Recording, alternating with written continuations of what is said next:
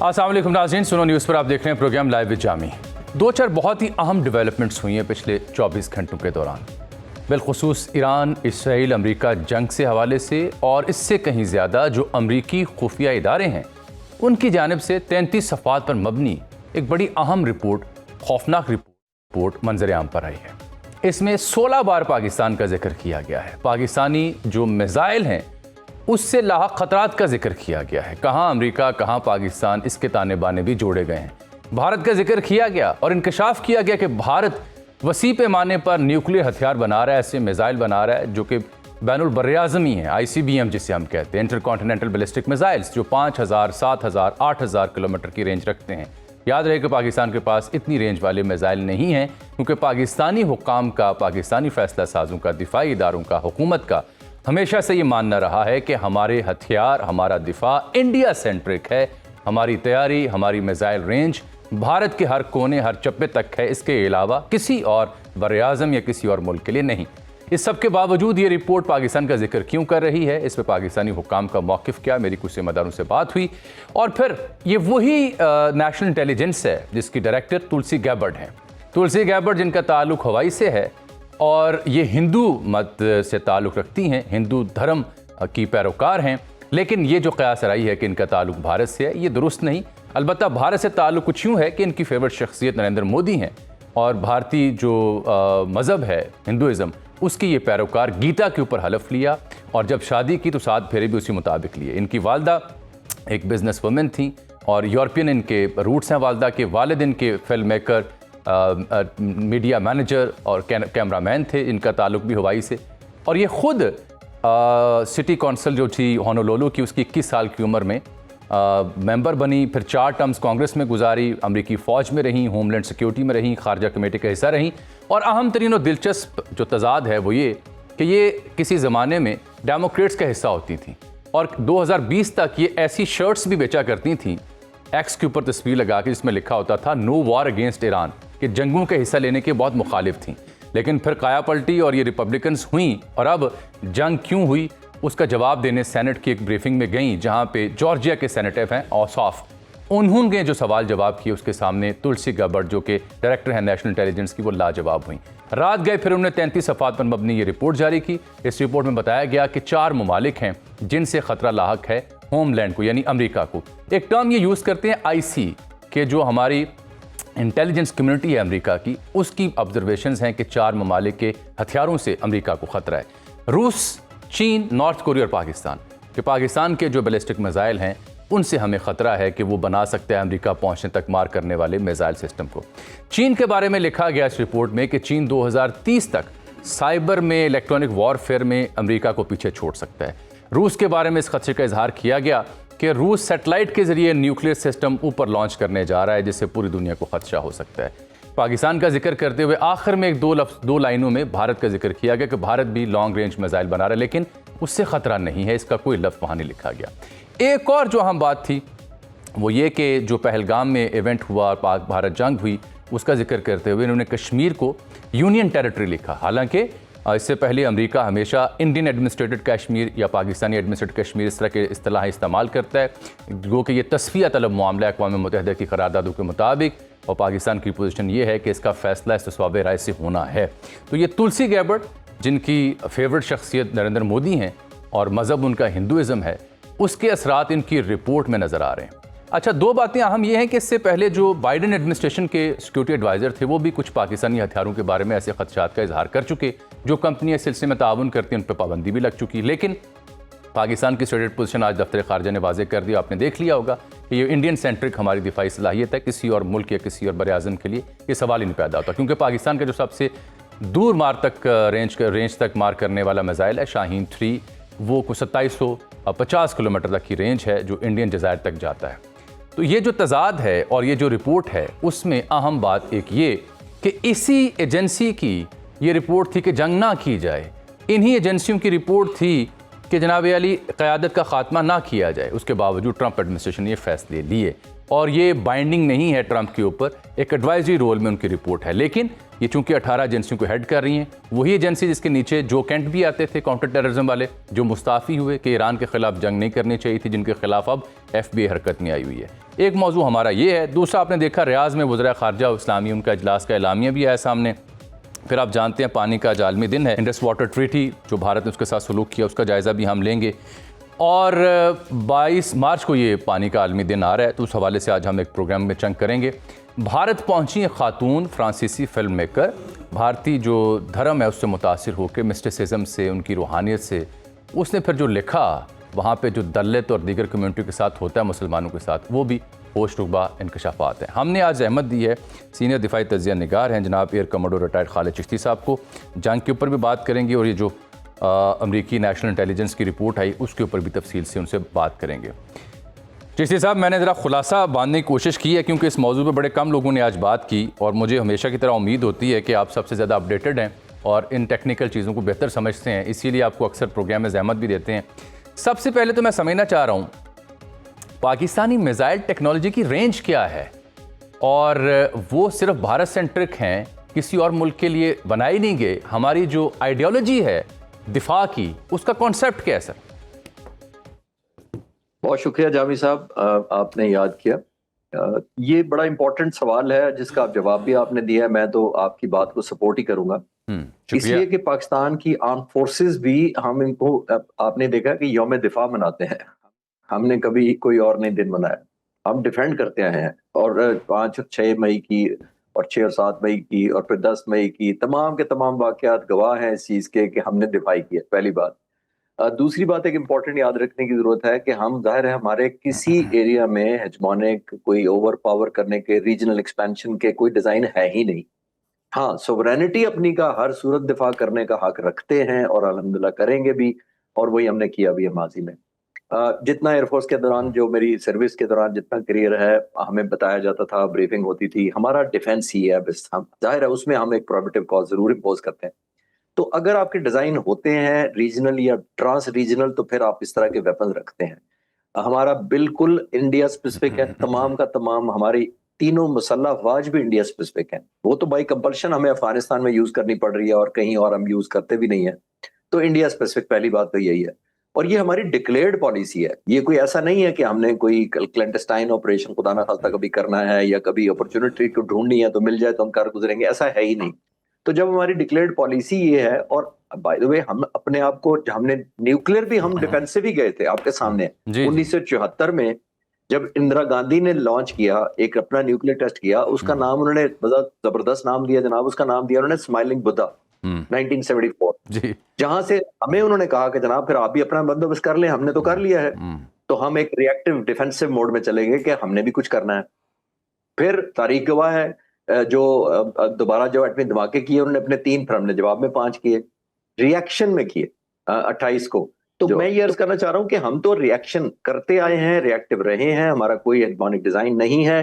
یہ ظاہر ہے، یہ ضرور اس میں کوئی شک نہیں ہے کہ جو ویسٹرن میڈیا ہے، خاص طور پر امریکن، اور یہ جو آپ بتا رہے ہیں کہ ان کی جو ڈائریکٹر صاحبہ، نو لیس دین ڈائریکٹر، وہ کہہ رہی ہیں کہ جی پاکستان کے بہت گلوبل اور ٹرانس نیشنل اور ٹرانس ریجنل اور ٹرانس کانٹیننٹل قسم کے ڈیزائن ہے۔ آئی تھنک پاکستان کو صرف ایک فوکس شفٹ کرنے کے لیے اس طرح کی چیزیں لانچ کر دی جاتی ہیں کہ تاکہ ہم obviously میڈیا کا دھیان بھی ادھر چلا جائے۔ پاکستان جتنا پاکستان جب ریلیونٹ ہوتا آیا ہے، آپ دیکھیں اس طرح کے ایلیمنٹ آ جاتے ہیں، ایک یاد کرانے کے لیے دنیا کو، ایک منفی طرف ڈائریکشن دینے کے لیے کہ پاکستان پہ فوکس کریں، اگر مائکروسکوپ پاکستان پر نہیں کی تو دیکھ لیں یہ ایک بہت بڑا خطرہ ہے۔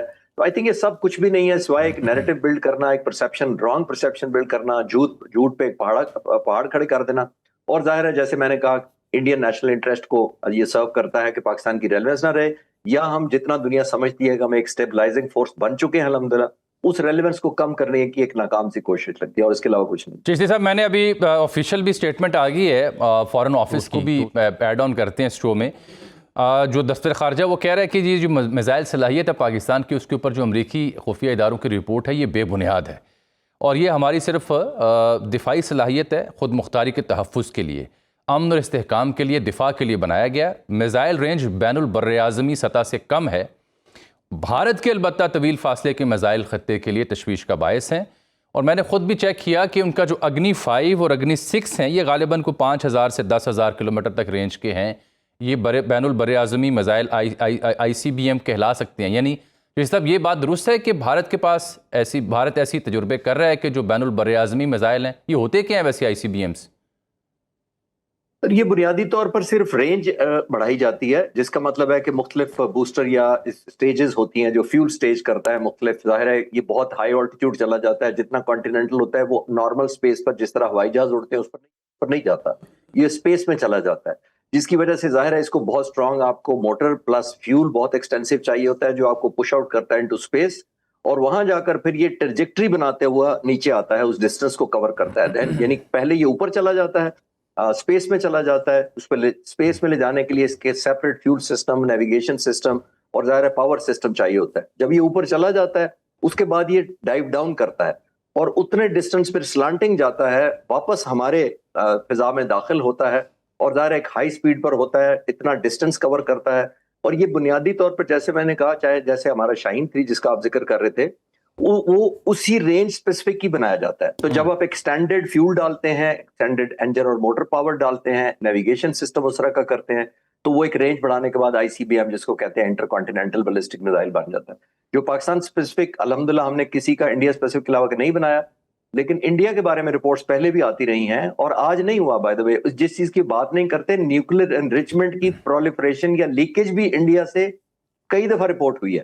اور الحمدللہ جب سے ہم نیوکلیر ویپن کیپیبل بنے ہیں ملک، ہمارا ایک دفعہ بھی کوئی بریچ آف نیوکلیر انریچمنٹ کہہ لیں یا مٹیریل یا را مٹیریل کہیں بھی بریچ نہیں ہوا. ان کا تو اوپن مارکیٹ میں ملتا رہا ہے. وہ report international atomic energy commission نے کنسرن کیا تھا. تو میں نے کہا وہ دھیان کم دیا جاتا ہے، پاکستان کی طرف زیادہ اسپیسیفک کر دیا جاتا ہے. اچھا، گو کہ اس رپورٹ میں وہ جو کاؤنٹر ٹیررزم کی ایفرٹس ہیں عراق اور مل کے، اس کا بھی ذکر کر رہی ہیں کہ پاکستان نے تعاون کیا ہے. جنگ کا بھی ذکر انہوں نے کیا کہ دونوں ممالک لارج سکیل کانفلکٹ نہیں چاہتے تھے، ٹرمپ نے اس جنگ کو روکا ہے.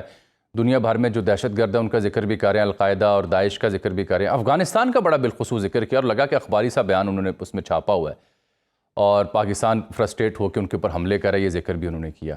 میں جنرل صاحب آپ سے، جشتی صاحب آپ سے سمجھنا یہ چاہ رہا ہوں اب کہ جو ہماری افغان پالیسی رہی اس میں اب ہم نے اس آپریشن کو فار ناؤ ہالٹ کیا ہے، پاز لگایا ہے اس میں دوست ممالک کے کہنے پہ. آپ کے خیال میں اس کا اثر ہوگا جو سٹرائکس کی ود ان افغانستان، کابل میں، ننگرہار میں، وہ کس حد تک سکسیسفل اور پرسائز تھیں؟ کیونکہ یہ آپ کا ریلیونٹ موسٹ شعبہ ہے اور افغانستان نے جو پروپیگنڈا کیا کہ یہاں پہ ہاسپٹل تھا، what is the reality sir? جی ریئلٹی میں آپ کو اپنے کانٹیکٹ سے کنفرم کر سکتا ہوں. دیکھیے، ایک پہلے میں اس سے پہلے بات بتاتا ہوں، ہماری اسٹریٹجی یا ٹارگیٹنگ اسٹریٹجی اسپیسیفکلی بتاتا ہوں میں کیسے کرتے ہیں. ہوتا یہ ہے کہ جو ایئر فورس میں اپنے ایکسپیرینس کی بنیاد پر میں آپ کو بتا سکتا ہوں، میں ایسے جہازوں پر فلائی کیا ہوا ہے جن کے اوپر جی پی بامز لگتے ہیں. ہم اس کو جنرل پرپز بام کہتے ہیں. جنرل پرپز بام یہ ہوتا ہے اکنامیکل ہوتا ہے، یہ ایریا کے لیے ہوتا ہے، ایک پرٹیکولر ایریا میں فائر کیا جاتا ہے یا ڈراپ کیا جاتا ہے، پھٹتا ہے. اور ظاہر ہے اس کا ایک فائدہ ہے اور ایک نقصان ہے. فائدہ یہ ہے کہ سستا ہوتا ہے، نقصان یہ ہے کہ نسبتاً کولیٹرل ڈیمیج کو اس میں روکنا مشکل ہوتا ہے، بیکاز یہ ایکسپینڈ کرتا ہے، جب پھٹتا ہے تو اس کو کنفائن نہیں کیا جا سکتا. اس کی اپ گریڈڈ ورژن ہوتی ہے پریسیجن گائیڈڈ منیشن، اس کو پی جی ایم کہتے ہیں ہم. پریسیجن گائیڈڈ منیشن کئی طرح کا ہوتا ہے اور وہ مہنگا بھی ہوتا ہے، لیکن اس کا ایڈوانٹیج یہ ہوتا ہے کہ جس ایریا کو آپ نے کرنا ہے ٹارگیٹ یا ایلیمنیٹ کرنا ہے یا ڈسٹروائے کرنا ہے، اس کی ویئر اباؤٹس ڈائمینشن کے and the nature of destruction جو آپ نے کرنی ہے اس پہ کیلکولیٹ کر کے پی جی ایم ڈیسائیڈ ہوتا ہے کہ کون سا ویپن موسٹ سوٹیبل ہے. ہم مہنگا ویپن یوز کر رہے ہیں لیکن رسپانسبل ویپن یوز کر رہے ہیں، اسی لیے آج تک ہمارا کوئی کولیٹرل ڈیمیج نہیں ہوا. وہ علیحدہ بات ہے کہ طالبان نے خواتین اور عورتوں کو ڈھال کے طور پہ، انسانی ڈھال کے طور پہ استعمال کرنے کا روایت بہت پرانی ہے ان کی، تاکہ ایک سمپتھی کارڈ دیا جا سکے. تو یہ پاکستان اسپیسیفک جب سے آپریشن ہوئے ہیں ہم کمپلیٹلی پی جی ایم یوز کر رہے ہیں. پہلی بات تو یہ میں کلیئر کر دوں. دوسری بات میں یہ کلیئر کر دوں، جو آپ نے ہاسپٹل کا ذکر کیا، جو D G S P R نے بھی بڑا کلیئر بیان دے دیا ہے کہ اگر آپ نے ہاسپٹل کی گاب میں ویپنز اکٹھے کرنے کیے ہوئے ہیں، نمبر 1. دوسرا، آپ نے اگر ڈرگ ایڈکٹس کو اکٹھا کر کے ان کو دہشت گردی کی ٹریننگ دینی ہے یا سوئسائڈ بامبر بنانا ہے، تو وہ ہمارے سے لینا دینا نہیں ہے. میں نے وہ تصویریں بھی دیکھی ہیں جو ہم نے ناک آؤٹ کیا، جو ٹارگٹ کیا ہے وہ ایگزیکٹ وہی ٹارگٹ ہیں جو ہمارے انٹینڈڈ ٹارگٹ تھے. نیئر بائی ویسینٹی ہاسپٹل سے اس سے زبردستی لنک کیا گیا ہے جسٹ ٹو کریٹ سمپتھی. لوگوں کی انٹرنیشنل میڈیا کیونکہ جلدی اٹینشن ڈرا کر لیتا ہے، خاص طور پر ڈرگ ایڈکٹ کا نام آتے ہی آپ کے ذہن میں ایک سافٹ امیج آ جاتا ہے ایک ملک کے نام سے. اگر وہ ڈرگ ایڈکٹ کے بارے میں اتنے کنسرن ہیں تو جامی صاحب آپ جیسے سینئر جرنلسٹ کو پوچھنا چاہیے کہ تو ڈرگ بنتی کہاں سب سے ایگزیکٹلی ایڈکٹ کون کر رہا ہے سب سے زیادہ دنیا میں؟ سب سے زیادہ پیسہ کون کما رہا ہے ایڈکشن سے؟ تو ایک طرف آپ morality اور ethics کا دنیا کو چاہتے ہیں لیکن اپنی اکاؤنٹیبلٹی بھی کرنی چاہیے.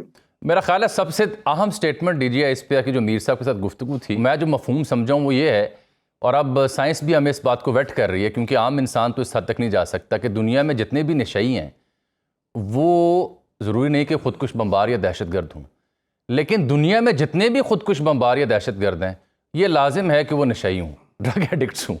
تو یہ تو اس کو ویٹ کر رہی ہے اب جدید تحقیق بھی. چشتی صاحب میں اب آپ ذرا آگے بھی چلتا ہوں. سر آپ یہ بتائیے گا کہ یہ سو فار جو اسٹرائکس ہیں سفیشینٹ انف ہیں to damage their arsenal depot, اور جتنا ان کے پاس اس کا اسلحہ، ڈرونز بھی اسمبل ہو رہے تھے وہاں پہ، خودکش بھی تھے، سامان بھی تھا نیٹو کا، will it be enough? No, enough is a relative term Jami صاحب. Enough ان کے لیے کیا ہے، enough ہمارے لیے کیا ہے. لیکن یہاں بھی ہم بہت رسپانسبلٹی دکھا رہے ہیں. بڑی دلچسپ بات یہ ہے کہ ہم well measured, well calculated and well focused کر رہے ہیں. ہماری جو کیپیبلٹی ہے اس سے enough کے بہت آگے ہے الحمدللہ.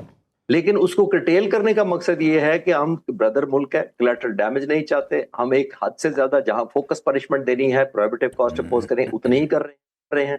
اس لیے لیڈر آف اسکلیشن کو بہت زیادہ کنٹرول کیا جا رہا ہے. ایون جو اکتوبر پچھلے سال میں ہم نے اسٹرائک کی تھی، میں کنفرم کر سکتا ہوں آپ کو کہ اگر 100 ٹارگٹ ڈیلیبریٹ ہوا تھا فائنل ناک آؤٹ کرنے کے لیے، تو شاید 7 to 8% ایکچوئل آتھورائز کیا گیا تھا کہ ان کو ناک آؤٹ کرنا ہے آرڈر آف پریفرنس کے حساب سے، اور ان کی ہمارے خلاف لیتھیلٹی کی وجہ سے کہ کتنا خطرناک ہمارے خلاف ہو سکتا ہے، ان کو ناک آؤٹ کرتے ہیں. تو ہماری یہ پریفرنس نہیں ہے کہ جو افغانستان میں نظر آئے گا ملٹری ریلیٹڈ ہم اس کو ناک آؤٹ کریں گے. ایسا نہیں ہم کر رہے، ہم بڑے ذمہ داری سے کر رہے ہیں. اور سب سے بڑا ثبوت اس کا گواہ ہے کہ ہم نے عید پر جو سیز فائر کیا یونیلیٹرل. اب اس سے بڑا کیا ثبوت دیکھے کہ انسانیت ہمارے اندر ابھی بھی ہے، کہ اگر مسلمان ملک ہے، جس طرح کا وہ مذہب فالو کرتے ہیں وہ تو ہم نہیں مانتے، لیکن ہم نے پھر بھی رسپیکٹ کیا کہ اگر وہ عید الفطر منا رہے ہیں تو ایک جیسچر بھیجا جائے. اور ہم نے ان ملکوں کو بھی آنر کیا جو برادر ملک چاہتے تھے کہ ہم اس کو اسکلیٹ نہ ہونے دیں. ایک اچھا جیسچر ہے. اگر کوئی سبق حاصل کرے تو میرا خیال ہے گولڈن اپرچونٹی ہے کہ یہ پرماننٹ سیز فائر میں کنورٹ ہو، پرووائڈڈ ویریفائبل اگر ثبوت دے سکے کہ ہم نے تائب ہو گئے یا توبہ کر لی ہے. چشتی صاحب یہ جو جنگ ہے ایران اسرائیل امریکہ کی، پینٹاگون وائٹ ہاؤس سے کہہ رہا ہے کہ $200 ارب مزید ہمیں چاہیے، جنگ رکنے کا نام نہیں لے رہی. امپورٹنٹ موسٹ جو آئل فیلڈ ہے پارس، اس کو ہٹ کیا گیا. ٹرمپ نے اسرائیل کو بھی منع کیا ہے، قطر کو ہٹ کیا گیا ہے. آب نے ہرمز جوں کی توں ہے، نیٹو پیچھے ہٹ گئی ہے. اور خود امریکی اداروں کے اندر سے جو کینٹ کا ریزگنیشن آیا، تلسی گیبرٹ کی جو کانٹراڈکٹری اسٹیٹمنٹ ہے before the Senate committee on intelligence, وہ دیکھنے سے تعلق رکھتی ہے. تو اس سب کو دیکھتے ہوئے آپ کو کیا لگتا ہے کہ اتنے ہیوی بامبنگ کے باوجود how Iran is still able کہ اس نے آبنہ ہرمز کو کنٹرول کیا ہوا ہے؟ ٹرمپ دعویٰ کرتے ہیں 100 سے زائد ان کے جنگی بحری جہاز میں نے ڈبو دیے ہیں، ایئر فورس ختم کر دی ہے. جامی صاحب 47 سال سے تقریباً یہ جو نئی حکومت ہے یہ ظاہر پاور میں ہے، جو پاسداران انقلاب ہے. اور ڈے ون سے میں کہتا ہوتا ہوں کہ ان کو پتا تھا کہ ان پر کوئی ملٹری آرم فورسز میں سے اگر کوئی حملہ ہوا تو آرمی کے کوئی ٹینکس نہیں آئیں گے، توپیں نہیں آئیں گے، انفینٹری نہیں آئے گی، کوئی بحری جہاز بہت زیادہ چڑھ نہیں دوڑیں گے. ان پر ہونا ہی ڈے ون سے ایئر بمبارمنٹ ہونی تھی. ان کو پتا تھا ہمارے خلاف ایئر سٹرائکس ہونی ہے. ایئر سٹرائکس ظاہر ہے کیوں ہونی ہے، سب کو پتا ہے. اس لیے انہوں نے تمام اپنا انفراسٹرکچر جو فائٹ بیک کرنے کا تھا وہ آلموسٹ بامب پروف نہیں تو بامب ریزسٹنٹ ضرور بنایا. اس طرح بنایا ہے کہ کیموفلاج بھی ہو، اتنی ایزیلی پک بھی نہ ہو، سرپرائز بھی دے سکیں ایلیمنٹ. اپنے جو ویپنز ہیں انہوں نے کیموفلاج کر کے چھپائے بھی ہوئے ہیں، کم از کم الیکٹرانک سگنل ریپیٹ کریں. تو ایک اور میں آپ کو ایک اور بتاتا چلتا ہوں. جان میرے پاس ایک نام ہے اسکاٹ ریٹر، میں اس کا ایک کل پڑھ رہا تھا. یہ انسپیکٹر تھا یونائٹڈ نیشنز کا عراق کی جنگ کے دوران. بڑا دلچسپ اس کا انٹرویو میں نے سنا کل. وہ کہتا ہے کہ ہم جب عراق گئے تو ہم سمجھ رہے تھے کہ ہر ٹنل، ہر جو بنکر ہے، ہر جو سب کے اندر ضرور کوئی nuclear weapons of mass destruction پڑے ہوں گے جو صدام حسین کے خلاف کہے جاتے تھے. تو انہوں نے کہا ہمیں حیرت ہوئی کہ تمام کے تمام بنکر جن کو ہم سمجھتے تھے کہ بڑے زبردست ٹارگٹ ہے اور امریکہ نے زبردست بمباری کی، وہ تمام کے تمام صرف سیمنٹ کی بلڈنگ تھی اور اندر کچھ بھی نہیں تھا. صدام حسین کو پتا تھا کہ یہاں بمباری ہونی ہے، اس نے خالی کر دیے ہوئے تھے، ان کو انٹریکٹ کیا ہوا تھا، شو ایسے کیا ہوا تھا کہ یہ سب سے بڑے میرے ویئر ہاؤسز ہیں. اور وہ کہہ رہا تھا بمباری ہوئی تھی، سوائے سیمنٹ کلیپس کرنے کے کچھ بھی نہیں ہوا تھا. نمبر 1 تو ایرانیوں کو نہیں پتا کہ ہمارے خلاف، انہوں نے تو ویسے ہی 8 سال جنگ لڑی ہے عراق کے خلاف.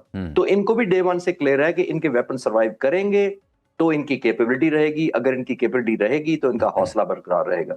تو آئی تھنک یہ اسی لیے ریزسٹنس ہیں، ریزسٹنٹ دے رہے ہیں امریکہ کو، بلکہ رادر اب تو دیکھا ہے کہ سرپرائزز دینا شروع ہو گئے ہیں اسرائیل جیسے ملک کو، جو آبویسلی ایک شاک میں چلا گیا ہوا ہے جس طرح کی پینیٹریشن انہوں نے کی اور کتنی پریسیجن بامبنگ اب کی ہے انہوں نے، خاص طور پہ جو ہائپر سونک اور کروز میزائلز ہیں ان کے ذریعے۔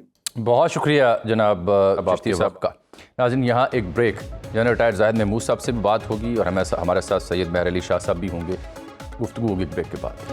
پروگرام میں آپ کو خوش آمدید کہتے ہیں۔ جنگ کے اوپر تو ہم بات کر رہے ہیں، ملکی سیاست کے اوپر بھی بات کرتے ہیں۔ جو امریکی خفیہ اداروں کی رپورٹ آئی، پاکستان کا رد عمل، وہ بھی آپ نے سنا، لیکن کچھ اس کے علاوہ بھی انتہائی اہم مسائل ہیں، اہم موضوعات ہیں جو ہماری مستقبل سے جڑے ہوئے ہیں، ہماری زندگیوں سے جڑے ہوئے ہیں، جیسے کہ انڈس واٹر ٹریٹی، کیونکہ پانی بہت بڑا مسئلہ ہے۔ بھارت نے یک طرفہ طور پر اس ٹریٹی کو ان ابینس رکھا ہوا ہے۔ 1960 میں یہ ٹریٹی سائن ہوئی تھی، صدر ایوب اور اس وقت کے جو انڈین پرائم منسٹر تھے جواہر لال نہرو، ان کے بیچ۔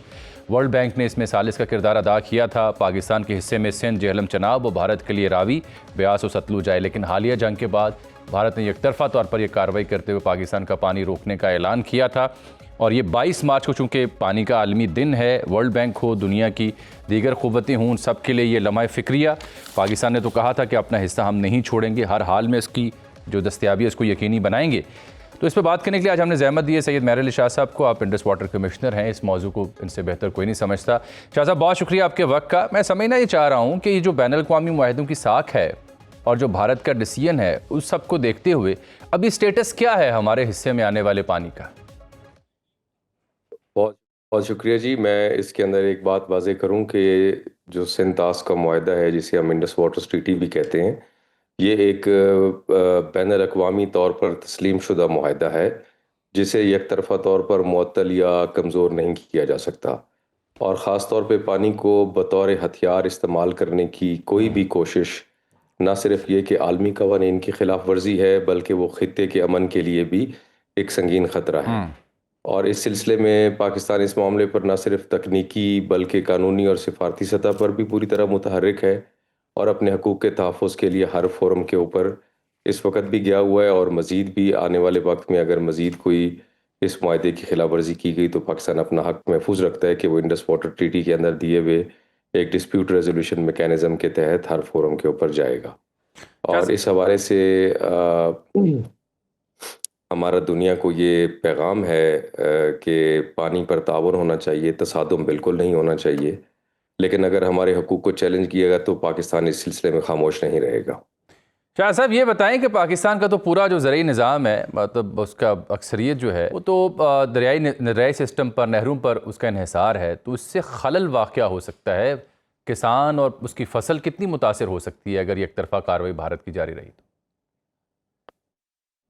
یہ بات آپ کی درست ہے۔ دیکھیں، اس سلسلے میں ہم یہ بات سمجھنے کی ضرورت ہے کہ تکنیکی طور پہ فوری طور پر پانی کو روکنا ممکن نہیں ہے، کیونکہ دریاؤں کا نظام قدرتی اور جغرافیائی طور پر بہت پیچیدہ ہے۔ یہ اس طرح نہیں ہے کہ آپ کسی ایک گھر میں یا کمرے کے کسی ایک ٹیپ کو آپ اس طرح سے بند یا کھولیں، کیونکہ یہ ریور فلوز ہیں، اور یہ ریورز جو ہیں وہ اپنے ایک فزیوگرافک سیٹنگ کے تحت وہاں سے فلو کرتے ہیں۔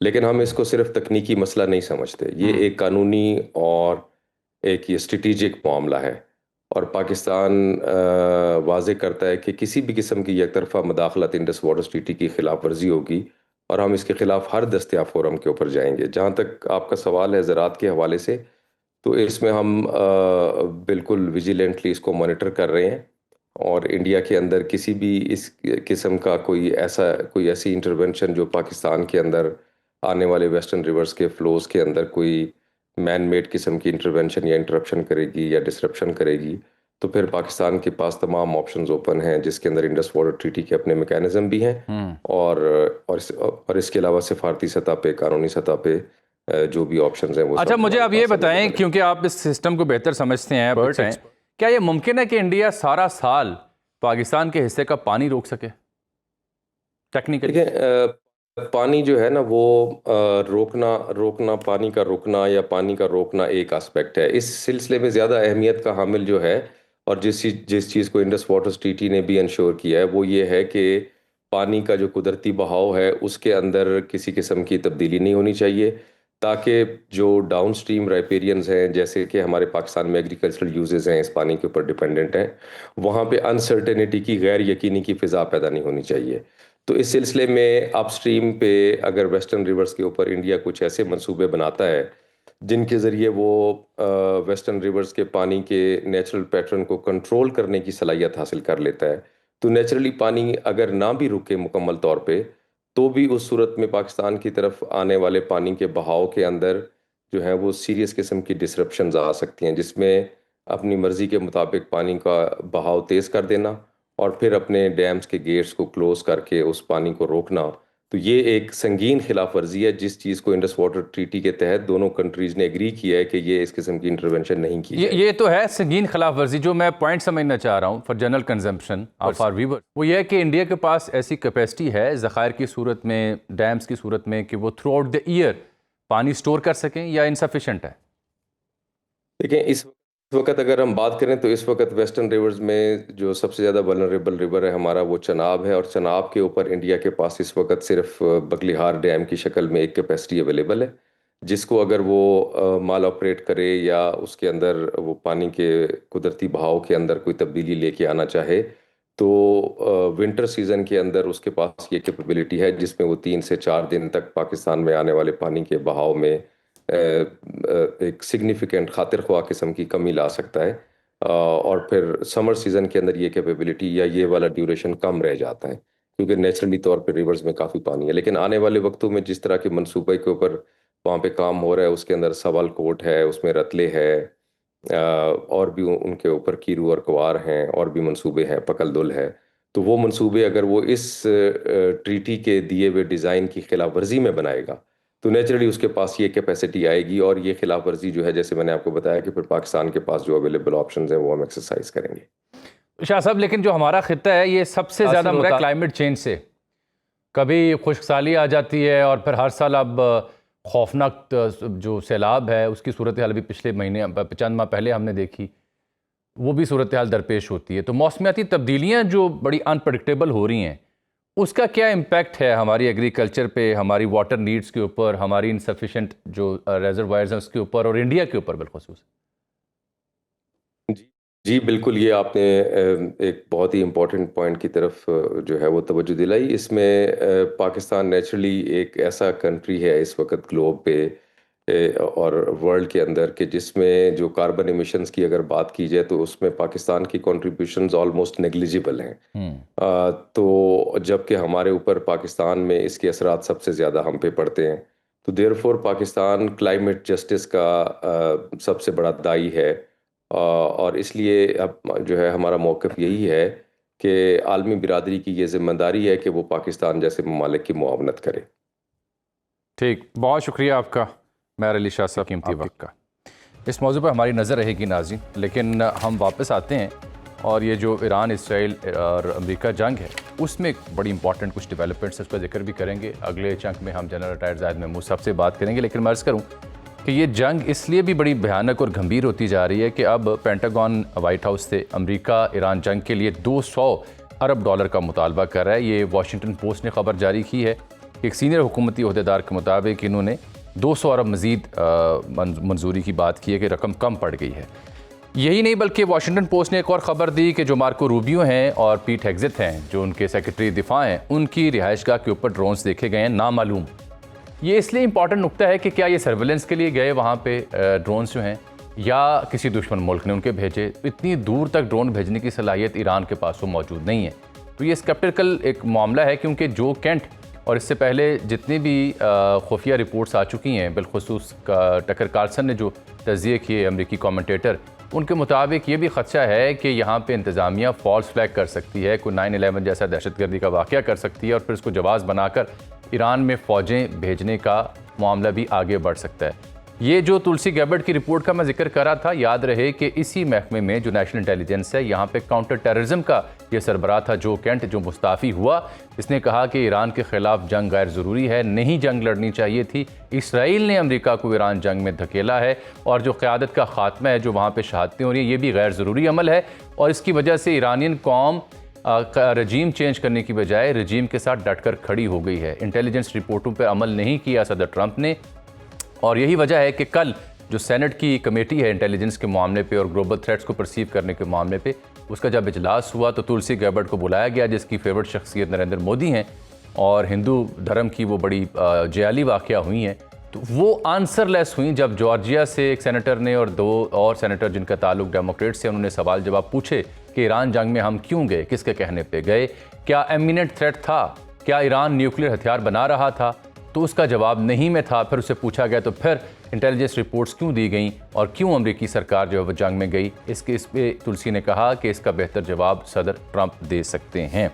اچھا، میں یہ بھی عرض کروں آپ سے کہ اب جو امریکی صدر نے جو اسرائیل نے بمباری کی پارس جو گیس فیلڈ ہے جو 70% رہائشی علاقوں کو گیس دیتی ہے ایران میں اور دنیا کی ایک بڑی گیس فیلڈ ہے کیونکہ مشرق وسطیٰ، قطر، ایران اس سے جڑے ہوئے ہیں، دیگر ممالک کو بھی گیس یہاں سے جاتی ہے، اس کو اسرائیل نے ٹارگٹ کیا۔ تو جواب میں پھر جو اسپیکر ہیں ایرانین اسمبلی کے قالیباف صاحب، ان کا ٹویٹ تھا کہ این آئی فار این آئی، آنکھ کے بدلے آنکھ والی صورتحال اس جنگ میں ہو چکی ہے، ہم بھی ٹارگٹ کریں گے۔ انہوں نے پھر قطر میں اور دیگر ممالک میں ٹارگٹ کیا ہے مختلف تنصیبات کو۔ ہم جنرل زاہد صاحب سے بات کریں گے ایک بریک کے بعد۔ پروگرام میں ایک بار پھر سے آپ کو خوش آمدید کہتے ہیں۔ ابھی ہمیں جوائن کیا دفاعی تجزیہ نگار جناب جنرل ریٹائرڈ زاہد محمود صاحب نے، ان سے ہم بات کر لیتے ہیں۔ بالخصوص یہ جو نیشنل انٹیلیجنس امریکہ کی رپورٹ سامنے آئی ہے اس پہ دفتر خارجہ کا بیان بھی آ چکا ہے، اور میں نے عرض بھی آپ سے کی کہ یہ ضروری نہیں کہ امریکی حکام کے لیے یہ بائنڈنگ ہو، کیونکہ پاکستان کی اس میں بڑی اسٹیٹڈ پوزیشن ہے، تو اس میں ایک ایلیمنٹ آف تلسی کا جو دھرم ہے اس کی جھلک ہمیں دکھائی دیتی ہے، کیونکہ جو پاکستان کا میزائل سسٹم ہے، میں ابھی آپ کو سلائیڈ دکھاتا ہوں ایک، جس میں پاکستان کے مختلف میزائلز کی رینج لکھی ہوئی ہے۔ اس میں شاہین 3 جو ہے سب سے زیادہ کچھ 2700-2800 کلومیٹر تک کی مار کر سکتا ہے، مطلب انڈیا کے ہر کونے میں جا سکتا ہے۔ یہ وہ آپ دیکھ سکتے ہیں مختلف میزائلز اور ان کی جو رینج ہے۔ تو ٹیکنیکلی، ریشنلی اسپیکنگ، عقل کی بنیاد پہ سوچا جائے تو پاکستان کا کوئی بھی سسٹم دفاع کا وہ انڈیا سینٹرک ہونے کے علاوہ کسی اور ملک، کسی اور براعظم کے لیے بنا ہی نہیں، نہ پاکستان کی دفاعی ڈاکٹرین اس کی اجازت دیتی ہے، تو اس لیے یہ رپورٹ من گھڑتی ہم اسے کہہ سکتے ہیں۔ جنرل صاحب سے بات کریں۔ جنرل صاحب، میں نے بھی چارٹ بھی دکھایا مختلف جو میزائلز ہیں، یہ جو رپورٹ ہے ان کی، یہ امریکہ سینٹرک ہتھیار تو ہم نہیں بناتے، پیورلی بھارت سینٹرک، بھارت سے خطرہ ہے اس لیے دفاع کے لیے ہم نے یہ ہتھیار بنائے ہوئے ہیں، کیا کہیں گے آپ؟ صاحب، یہ تو ایک امریکہ کے پالیسی رہی ہے کہ اسٹک اینڈ کیرٹ، وہ کچھ نہ کچھ ایک ایشو رکھتے ہیں۔ پاکستان از اے نیوکلیئر کنٹری، یس، برداشت نہیں ہوتا لوگوں سے، لیکن ہمارے پاکستان میں انڈیا اسپیسیفک کنٹری ہے جی، ہمارا ایک ہی اینیمی ہے الحمدللہ، اور وہ ہے انڈیا، اور انڈیا ہمارے ایگزسٹینشنل چونکہ تھریٹ ہے، اس لیے and we both are nuclear country, تو جو کریڈیبل نیوکلیئر ڈیٹرنس کی مینٹیننس ہے وہ پاکستان کے لیے بڑی ضروری ہے جی۔ یو کین ہیو میزائلس، لیکن اگر آپ کے ڈیٹرنس اسٹیبلش نہیں کر سکتے تو آپ کا سارا جو سیکورٹی آرکیٹیکچر ہے یا جو ڈیفینسو آرکیٹیکچر ہے وہ انڈر کوسچن چلا جاتا ہے۔ تو Pakistan is India specific, Pakistani programs, Pakistani training, Pakistan کی فوج، پاکستان کی قوم ایک ہی انڈیا کے اوپر اسپیسیفک ہے۔ اب انڈیا اور 2750 بھی اس لیے کہ ان کے آپ کو پتہ ہے ایڈمن بار اور وہاں پہ جو ان کے نکوبار ایڈمن جو وہاں پہ ان کی ملٹری ایسیٹس ہے، it is because of that, so we can reach there. and ایک چیز اور بڑی کلیئر کر دو جی، انڈیا جہاں جہاں اپنے ان کے ایسٹ جا سکتے ہیں سمندروں میں یا جہاں سے وہ ہمیں اٹیک کر سکتے ہیں، پھر پاکستان اس کو میچ ضرور کرتا رہے گا، یہ یاد رکھیے گا۔ اسٹینڈ آف سے یہ نہیں ہو سکتا کہ اسٹینڈ آف سے رہ کے وہ نیوکلیئر کیپیبل میزلز بھی ان کے اور وہ پاکستان اس کا ٹارگٹ ہوتا رہے۔ اگر وہ اسٹریٹجی میں لے کر جاتا ہے، ان کے پاس تو میزائل ہیں 10,000 سے زیادہ ہیں رینج کے ہیں، یہ میزائل ضرور تھریٹن کرتے ہیں پوری دنیا کو، انڈیا کو ہمیشہ وہ ایک اگنور کرتے ہیں۔ اور تلسی کا دوسرا یہ جو انوائرمنٹ اس وقت بنی ہے، دو کہ پاکستان بورڈ آف پیس میں بھی ہے، we have a very good relationship with president Trump, but جو ہم نے ایک قرارداد آپ کو پتا ہوگا جو ایران کے اوپر آئی جی، اس پہ ہم نے کنڈیم کیا امریکن اور اسرائیلی ایگریشن کو، تو پروبیبلی اس کا بھی تھوڑی سی انہوں نے جھلک کرائی ہے کہ جی اچھا اگر آپ بالکل الائن نہیں ہوں گے ہمارے انٹرسٹ کے ساتھ تو یہ تھوڑا سا تھریٹ آپ کو دینے کی کوشش کی ہے۔ بٹ اینی ویز پاکستان کے اوپر یہ پہلی دفعہ الزام نہیں لگ رہا، وہ ایک کریٹ ضرور کر رہے ہیں ایک انوائرمنٹ، تاکہ پاکستان جو موجودہ حالات میں ہے وہ زیادہ الائنمنٹ اپنی جو ہے وہ یا اپنی ایکٹیویٹیز کو جو ویسٹرن انٹرسٹ امریکن جو انٹرسٹ ہے اس کے ساتھ الائن ہی رکھیں، اور اس کانٹیکسٹ میں انہوں نے کرائی ہے۔ But Pakistan is very clear about our defensive missile. General صاحب، میں یہ دیکھ رہا ہوں کہ جو انڈیا کے بارے میں بھی لکھا گیا نا کہ وہ بھی میزائلز بنا رہے ہیں اور بالخصوص نیوکلیئر کیرنگ میزائل جو ہے وہ بنا رہے ہیں، لیکن وہ لائن لکھنے کے بعد یہ نہیں لکھا گیا کہ اس سے خدشہ ہے، حالانکہ وہ بین البر اعظمی ہے. جیسے میں نے چیک کیا اگنی 5 اگنی 6 کوئی 5000 8000 تک کلومیٹر تک رینج ہے. تو یہ دوہرا معیار نہیں ہے؟ یہ جامی صاحب اس موجودہ حالات میں دا ماڈرن ورلڈ یہ دوہرا معیار، morality, moral ascendancy, moral power, humanity, یہ مذاق سا بن گیا ہے جی. جینوسائیڈل اپلیکیشنز آپ دیکھتے ہیں، ابھی کہتے ہیں نا کہ یورپ کو بڑا خطرہ ہے جی کہ ایران سے، اور یورپ کو سب سے بڑا خطرہ اسرائیل سے ہونا چاہیے. یورپ کو خطرہ اور ان ممالک سے ہونا چاہیے جن کے ایکسپینشنسٹ ڈیزائنز ہیں. یورپ کو جس طریقے سے ابھی پھینک، تو آپ بڑے بڑے یہ چیزیں بڑے اینیمیز کو شو کرتے ہیں. اینی ویز بھارت کو چونکہ انہوں نے ریسنٹ پاسٹ میں ایک رول دیے رکھا، اور اب بھی دوبارہ شاید امریکہ چاہے گا، آج ان کے حالات ٹھیک ہو گئے تو وہ امریکہ دوبارہ رول انڈو پیسفک میں ایک نیٹ سیکیورٹی پرووائڈر کے طور پہ وہ رکھنا چاہ رہے ہیں. Though it is a personal claim by India کہ جی میں نیٹ سیکیورٹی پرووائڈر ہوں، بٹ پرائمریلی وہ ایک واچ ڈاگ رکھنا چاہتے ہیں ٹو کاؤنٹر چائنا. اور چائنا کا جو ایسٹ میں یا ویسٹ ایشیا اور ایسٹ کے اندر جو اس کی ڈیزائنز ہیں، تو وہ چائنا کے خلاف اس کو رکھنا چاہیے، اس لیے وہ تھوڑا سا اگنور کرتا ہے، ٹیسٹ اپروولز دیتے ہیں. This is how this cruel world is working جی. یہ معیار شیار یہ بالکل بھول جائے. ابھی آپ دیکھیں نا، اسرائیل کو امپیونٹی کے ساتھ جینوسائیڈل اپلیکیشن اس کو کوئی پوچھنے والا نہیں ہے، ہیومن رائٹس کی وائلیشن کرتا ہے. انڈیا جو ہے وہ کشمیر میں ان کے لاز دیکھ لیں، ریجن کے اندر ایک بلی کرتا ہے، لیکن چونکہ اس ڈیزائن میں فٹ ہوتا ہے، تو it is the bilateral and personal interest. This is policy based on the interest of United States of America. Multilateralism کو already اس نے چیلنج کر دیا یہ واریں چھیڑ کے. تو یونیلیٹرلزم میں وہ صرف اپنے انٹرسٹ کو گارڈ کرتا ہے. And of course this should not be a surprise phenomenon for us. یہ فرمائیں کہ یہ پاکستانی جو ہتھیار ہیں بھارت کے لیے، ان کی رینج کیا ہے؟ کیا ہم یہ اپنے عوام کو بتا سکتے ہیں کہ بھارت کے ہر حصے تک مار کی جا سکتی؟ پاکستان جو ہے وہ جہاں تک انڈیا پلیٹ فارم اپنے لے کر جائے گا، جہاں سے تھریٹ ایمینیٹ ہوگی اینڈ کیپیبلٹی ہوگی، Pakistan will keep matching those capabilities. Intentions پہ تو ہم تیاریاں نہیں کرتے. Militaries never respond to the intentions, militaries respond to the capabilities of the enemy. تو جو کیپیبلٹی انڈیا کے پاس ہے to strike Pakistan, to maintain credible deterrence of Pakistan will keep matching. اس کے علاوہ پاکستان کے کوئی ڈیزائنز نہیں ہے، ہمارا کوئی امریکہ سے نہ دشمنی ہے، نہ ہم کرنا چاہیں گے، نہ ہماری اور اسرائیل سے کوئی دشمنی ہے، نہ ہم کرنا چاہیں گے. لوگ اکثر اسرائیل کے کانٹیکسٹ میں یہ بات کرتے ہیں جی وہاں تک ہم پہنچنا چاہ رہے ہیں. اسرائیل نے جن کے لیے ایگزسٹینشل تھریٹ کریٹ کی ہے وہ ان کو پہنچ رہے ہیں اور اچھی طرح پہنچ رہے ہیں. اس وار کے بعد آپ دیکھیے گا بہت ڈائنامک صاحب اس موضوع سے ہٹ کے ایک اور بڑی امپورٹنٹ ڈیولپمنٹ میں جو اسلامی ممالک کے وزارتی اجلاس ہوا ایران کے اور اسرائیل امریکہ جنگ کے حوالے سے، اس میں پاکستان کی اپنی ایک اسٹیٹڈ پوزیشن ہے، اہم اجلاس ہے، تصویر بھی جاری ہوئی. لیکن اس میٹنگ میں زیادہ تر خطے کے ممالک موجود تھے، میں دیکھ رہا تھا، اور بہتر نہ ہوتا اگر یہ میٹنگ OIC کے پلیٹ فارم پر کی جاتی، ورنہ تو یہ تاثر بن رہا ہے کہ ایز ایف جو OIC ہے وہ بھی اب UN جیسی باڈی بن چکی ہے، good for nothing. My apologies.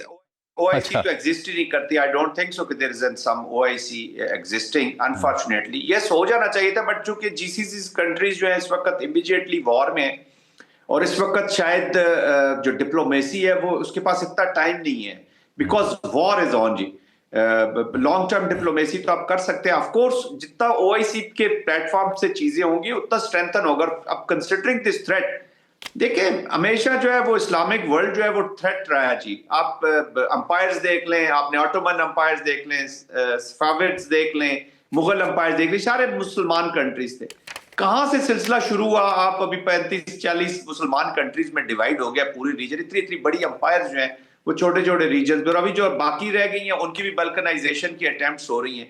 تو مسلمانوں کے اس خطرے کو بھانپنا چاہیے. میں یہ ہمیشہ کنسرن میری رہا ہے کہ یہ جو مسلمان ممالک ہیں اس کا آسمان ہی بارود کے دھوئیں سے کیوں بھرا رہتا ہے جی؟ کبھی اس کے آسمان پہ حق نہیں ہے کہ کوئی وہ ایک سورج ابھرتا ہوا سورج دیکھ سکے، ایک چمکتا ہوا چاند دیکھ سکتے. Why these clouds are there? Yes آپ کی بات بالکل ٹھیک ہے، بٹ I think immediately ابھی ٹائم نہیں ہے.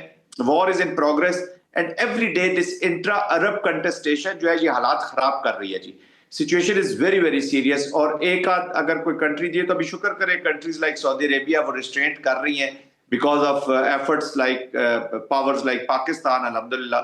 تو I think اس وجہ سے یہ ہوا ہے. اگر یہ وار کو روکتا ہے ایران بھی اس چیز کو سمجھتا ہے، بٹ ایرانین جو اسٹریٹجی ہے، وہ جو رسپانس ہے، اس کی بھی کچھ اس کی کمپلشنز ہیں جس کی وجہ سے یہ کر رہا ہے. بٹ آئی پرسنلی تھنک کہ جی سی سی کو ٹارگٹ کرنے سے اچھا، پہلے چونکہ آپ نے عرب ممالک کا ذکر کیا تو بڑی افسوسناک سی صورتحال ہے بالخصوص ایران اور جو جی سی سی کنٹریز ہیں، اور اس میں بھی اسپیسیفکلی میں سعودی عرب کی بات کروں گا. لیسٹ ہٹ ہے لیکن اب صورتحال کچھ کشیدہ ہو رہی ہے، آپ بھی اس کا اشارہ کر رہے ہیں. آپ کو براہ راست کوئی عسکری ٹکراؤ یا تناؤ ان دونوں ملکوں کے بیچ ہوتا دکھائی دے رہا؟ خدشہ ہے اس بات کا؟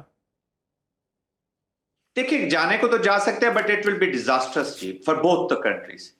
ابھی دیکھیں پاکستان جو ہے مسلمانوں میں ایک لارجر سینس آ رہی ہے کہ اگر آپ سیکٹیرین ڈیوائیڈ میں رہیں گے، شیعہ سنی ڈیوائیڈ میں رہیں گے، اپنے ہیجمنی کے مائنڈ سیٹس کے ساتھ چلیں گے، آپ اپنے آپ کو پراؤڈ طاقت سمجھنا چاہیں گے اور کوآپریشن نہیں کریں گے، تو میں نے آپ کو امپائرز گنوا دی ہیں. آٹومن کا کیا حال ہوا، صفاوڈز کا، اور صفاوڈ یہ تو انہوں نے دیکھی ہے ایران نے ادھر جو ڈسٹریبیوشن. پھر مغل امپائر دیکھ لیں، مسلمانوں کا رول تھا کہاں چلے گئے، اور آج آپ ہندو زائنزم اور جوئش زائنزم کا شکار ہو رہے ہیں، اور یہ دونوں کا آپس میں اینٹی اسلام ملاپ ہو چکا ہے. تو بات اسلاموفوبیا سے بھی ذرا آگے چلی گئی، جو اوپر سے سپر نیشنلزم آ گیا. تو یہ فینامیناز آپ کو ویک کر رہے ہیں. تو ان دونوں کی جو اب لڑائی ہے یہ بہت ڈیزاسٹرس ہوگی. یہی پاکستان کوشش کر رہا ہے کہ کسی طریقے سے ریسٹرینٹ رکھا جائے، اور سعودی عربیہ نے ابھی تک ریسٹرینٹ رکھا ہوا ہے. جی تو ڈائریکٹ اور پوری کوشش ہوگی اسرائیل کی، کیونکہ یہ تو پولیٹیکل آبجیکٹیوز آف اسرائیل پورے کیے جا رہے ہیں نا. امریکنز تو، اور وہ کیا کہتے ہیں جی، tail is wagging the dog. Americans تو سبسیڈری ہو گئے ہیں. وہ کسی نے پوچھا امریکن کسی سے کہ جی ٹرمپ جو ہے وہ انہوں نے پرمیشن جو نہیں لی کسی سے، تو انہوں نے نہ کانگریس سے لی ہے نہ یو این کا کوئی کور ہے، تو انہوں نے وار کیسے کہا؟ انہوں نے کہا جی انہوں نے نیتن یاہو سے جو پوچھ لیا کہ میں جنگ کر لوں. تو he is under control of that mind set جو جوئش زائنزم کا لیڈ ایلیمنٹ ہے. تو آئی تھنک ان دونوں کو بہت کیئرفل ہونا پڑے گا، ورنہ دونوں کا نقصان ہوگا اور مسلم ورلڈ کا لارجر نقصان ہو جائے گا، اور پھر شاید صدیاں لگیں گی. بہت شکریہ آپ کا جنرل صاحب. کیا یہ میں نے پروگرام کے آغاز میں ذکر کیا تھا، فرانسیسی فلم میکر، ڈاکومنٹری میکر، ان کا نام ہے ویلنٹین ہینالٹ. یہ وہاں گئیں بھارت میں مسٹسزم اور روحانیت کو ایکسپلور کرنے. کتاب انہوں نے لکھی، نام ہے I had an Indian dream in the hell of Gorakhpur prison. پھر گورکھپور کی جو جیل میں انہوں نے جو کچھ بھگتا، جو دیکھا، جو وہاں پہ کمیونٹیز کے ساتھ، دلت کے ساتھ، مسلم کے ساتھ جو سلوک روا ہے، اس کے اوپر ہوش ربا انکشافات. بھارت کا وہ چہرہ جو دکھانے کے لیے کچھ اور جب وہاں پہ ایک فلم میکر پہنچی فرانس کی تو اس کے ساتھ کیا کارروائی پیش آئی، اس نے ننگا کیا ہے مودی سرکار کے سسٹم کو. یہ کتاب پڑھنے سے تعلق رکھتی ہے. ناظرین کے لیے میرا میسج. اجازت دیجیے، اللہ حافظ.